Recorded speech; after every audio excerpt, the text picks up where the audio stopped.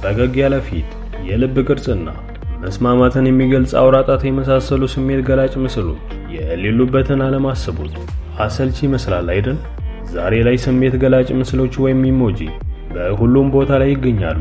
በመልእክቶቻችን ላይ ስሜትን፣ ገለጻዎችንና ቀልዶችን በመጨመር የምንግባባበትን መንገድ ለውጠዋል። ነገር ግን ስሜት ገላጭ ምስሎች ከየት መጡ?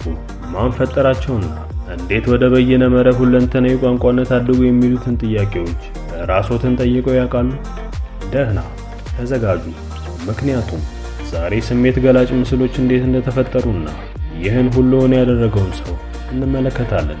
እስከ ቪዲዮአችን መጨረሻ ድረስ አብረው እንዲቆዩ በአክብሮት ጋበዝን። መልካም ቆይታ።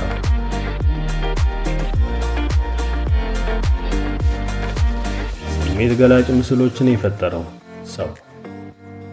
ታሪካችን የሚጀምረው በጃፓን በ1990ዎቹ መጨረሻ ላይ ነው። በዚህም የዲጂታል ግንኙነትን ለዘላለም የለወጠውን ሺጌታካ ኩሪታን እናገኘዋለን። ኩሪታ በጃፓን ዋና የቴሌኮሙኒኬሽን ኩባንያ ለሆነው ኤንቲቲ ዶኮሞ የሚሰራ ወጣት ዲዛይነር ነበር። እንደ አውሮፓውያን አቆጣጠር በ1999 አይሜድ የተባለ በዓለም ላይ የመጀመሪያ የሞባይል ኢንተርኔት ስርዓት እያሳደገ የነበረ ቡድን አካል ነበር። ነገር ግን አንድ ችግር ነበር። የጽሑፍ መልእክቶች የሰው ስሜት የሚያንሳቸውና በጣም ቀዝቃዛ ነበሩ።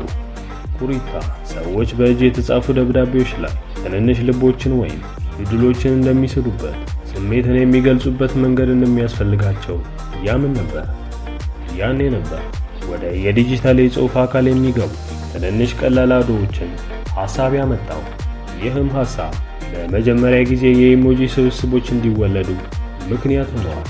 እነዚህም ስብስቦች 176 ምልክቶች ሲሆኑ እያንዳንዳቸው 12 በ12 ፒክሰል ብቻ ነበሩ።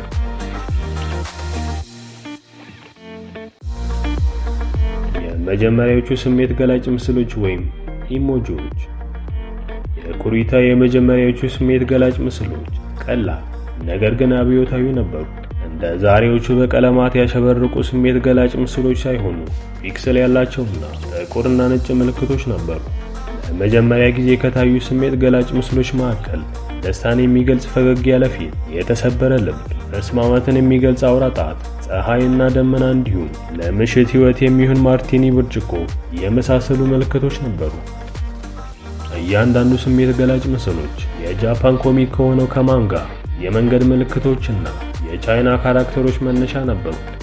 ኩሪታ እነዚህን ምልክቶች መጠናቸውን አነስተኛ ማድረጉ የሚያስደንቅ ፈጠራ ነበር። ነገር ግን ኩሪታ እነዚህ መሰረታዊ ምልክቶች ዓለም አቀፍ ክስተትን ሊጀምሩ እንደሆነ አያውቅም ነበር።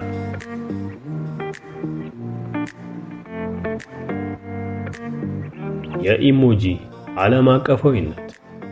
መጀመሪያ ላይ ስሜት ገላጭ ምስሎች ወይም ኢሞጂ በጃፓን ብቻ ጥቅም ላይ ውለው ነበር። ነገር ግን የሞባይል ስልኮች ከጊዜ ወደ ጊዜ እየጨመሩ ሲሄዱ ሌሎች የቴክኖሎጂ ኩባንያዎች አቅማቸውን መገንዘብ ጀመሩ። የአፕል ትልቅ እንቅስቃሴ። እንደ አውሮፓውያን አቆጣጠር በ2008 አፕል የኢሞጂ ቁልፍ ሰሌዳዎችን በሚስጥር ወደ አይፎን አክሏል። ነገር ግን የተደበቀ ነበር። መጀመሪያ ላይ የጃፓን ተጠቃሚዎች ብቻ የሚገለገሉበት የነበረ ሲሆን ነገር ግን በመላው ዓለም በቴክኖሎጂ የተካኑ ሰዎች እርሱን ለመክፈት መንገድ አገኙ።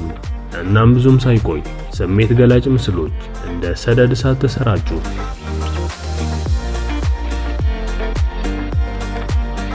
የዩኒኮድ ኢሞጂዎች መነሳት። ኢሞጂዎች ተወዳጅነትን እያተረፉ ሲሄዱ አዲስ ፈተናዎች መታየት ጀመሩ። የተለያዩ መሳሪያዎች በተለያዩ መንገዶች ኢሞጂዎችን አሳይተዋል። በአይፎን ላይ ያለው ፈገግታን የሚገልጸው ፊት ሳምሰንግ ወይም ኖኪያ ላይ ካለው የተለየ ይመስል ነበር። በዚህም ጊዜ ነበር የዩኒኮድ ኮንሶርቲየም ጣልቃ የገባው። ይህ ዓለም አቀፋዊ ድርጅት ዲጂታል ጽሑፍ ዓለም አቀፍ ደረጃውን እንዲጠብቅ የሚያደርግ ሲሆን ይህም ሁሉም ቦታ እንዲመስል ያረጋግጣል። እንደ አውሮፓውያን አቆጣጠር በ2010 እያንዳንዱ መሳሪያ በተከታታይ እንዲታይ በማድረግ ስሜት ገላጭ ምስሎችን በይፋ ተቀብለዋል። አሁን ላይ እንደ አፕል፣ ጉግል እና ማይክሮሶፍት ያሉ ኩባንያዎች የራሳቸውን ስሜት ገላጭ ምስሎች ቀርጸዋል። ነገር ግን ሁሉም ተመሳሳይ የዩኒኮድ ደረጃዎችን ይከተላሉ። ዛሬ ላይ ከ3600 በላይ በዩኒኮድ የጸደቁ ስሜት ገላጭ ምስሎች አሉ። እነዚህም ከምግብና እንስሳት እስከ ሙያና ማህበራዊ እንቅስቃሴዎች ድረስ ይሸፍናሉ።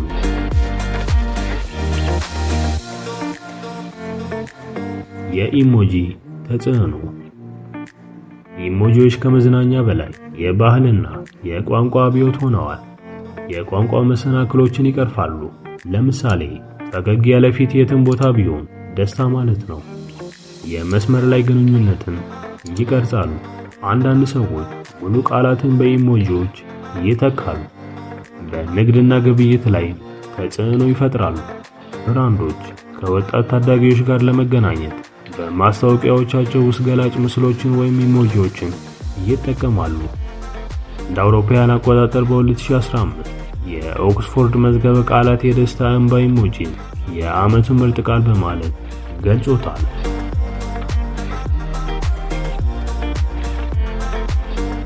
የወደፊት ስሜት ገላጭ ወይም ኢሞጂ ምስሎች በኤአይ እና የላቁ ቴክኖሎጂዎች ለግል የተበጁ ስሜት ገላጭ ምስሎች፣ የአኒሜሽን ስሜት ገላጭ ምስሎችና በፊት ገጽታ ላይ ተመስርተው የሚቀያየሩ በኤአይ የሚደገፉ ስሜት ገላጭ ምስሎችን እያየን ነው።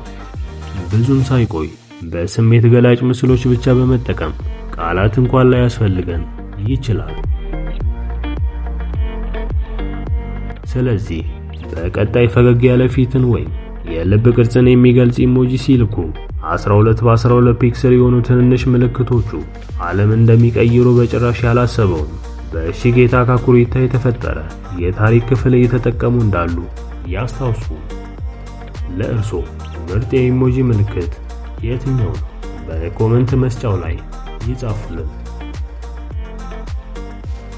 ተመልካዮቻችን ከቪዲዮአችን መጨረሻ ድረስ አብሮን ስለነበሩ ከልብ እናመሰግናለን። ቪዲዮ ከተመቸው ላይክ እና ሼር ማድረጉን እንዲሁ ሐሳብ አስተያየት ካሉ ኮሜንት ላይ ጻፉልን። በቀጣይ የተለያየ አይነት ይዘት ያላቸው ቪዲዮዎች እንዲደርሱ ቻናሉ ሰብስክራይብ ማድረግና ደውሏን መጫን አይዘንጉ። በቀጣይ ቪዲዮ እስክንገናኝ ድረስ መልካሙን ሁሉ ተመኘን። ቻው።